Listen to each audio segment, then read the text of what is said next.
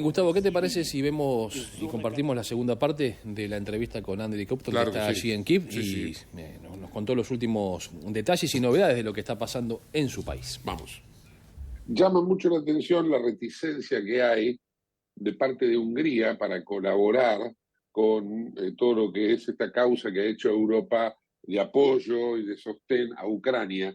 ¿Cómo queda la relación ahora, a partir de esta evidencia, entre Ucrania y Hungría, entre ucranianos y húngaros al mismo tiempo, ¿no?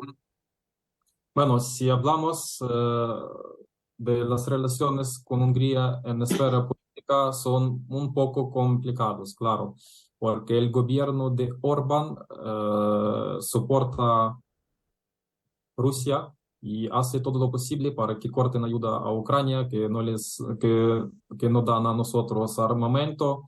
Y si saben, hace una semana ocurrió un caso cuando los prisioneros de guerra ucranianos aparecieron en Hungría. Y de lo que yo sé, la política de Orbán es un problema para la Unión Europea también. Pero como yo sé, según unos informes extraoficiales, es que Kremlin, y hablamos de Putin, tiene un compromiso para el Orbán, porque estaba relacionado en temas corrupcionales con Rusia.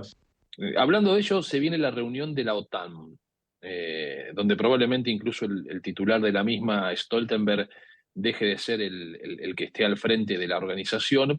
Y preguntarte si tienen expectativa, porque ha habido durante estos últimos días declaraciones del presidente Zelensky, promoviendo obviamente su ingreso a la Unión Europea, pero también a la OTAN. ¿Tienen expectativas de que finalmente se pueda avanzar en ese sentido? Sí, tenemos unas expectativas muy grandes y esperamos que nos van a dar una luz verde para que entremos la OTAN cuando la guerra termine. No nos sentimos incómodos porque aceptamos esa realidad. Sabemos que las decisiones en la OTAN toman en, eh, en coalición y tienen que ser puestos de acuerdo. Entonces, países como Hungría, Grecia, por ejemplo, siempre están contra. Pero esperamos que eso cambie en un par de meses o un año.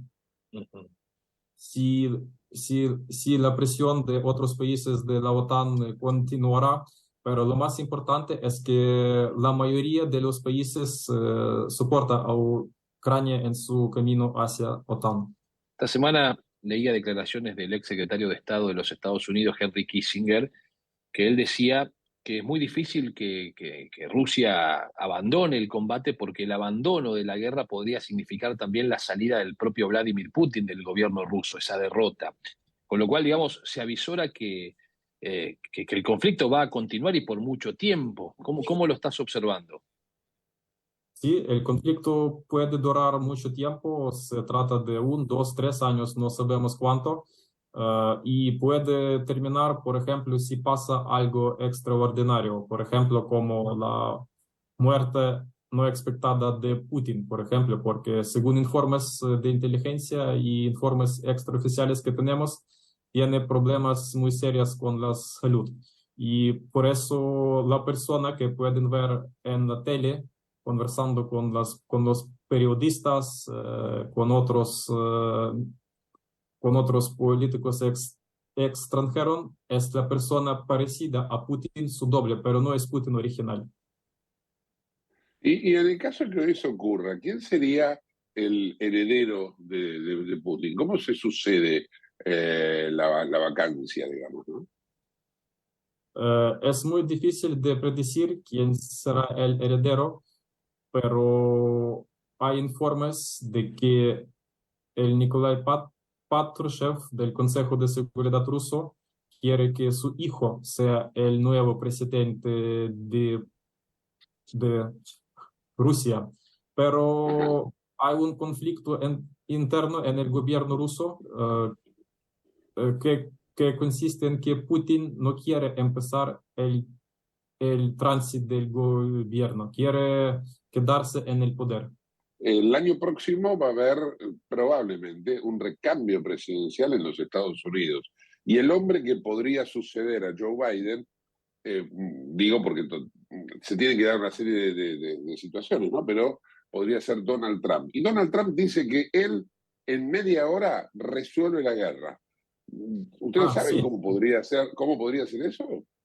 Yo sé lo que dice Trump, me sorprende mucho. Bueno, es una pura demagogia, pero Trump no puede resolver el conflicto en un día. Yo sé que él quiere decir que Ucrania y Rusia tienen que negociar, es todo lo que él dice. Y es posible que diga a Ucrania que Ucrania tiene que rendirse, tomar las condiciones rusas, etcétera. Eso es, vemos su posición.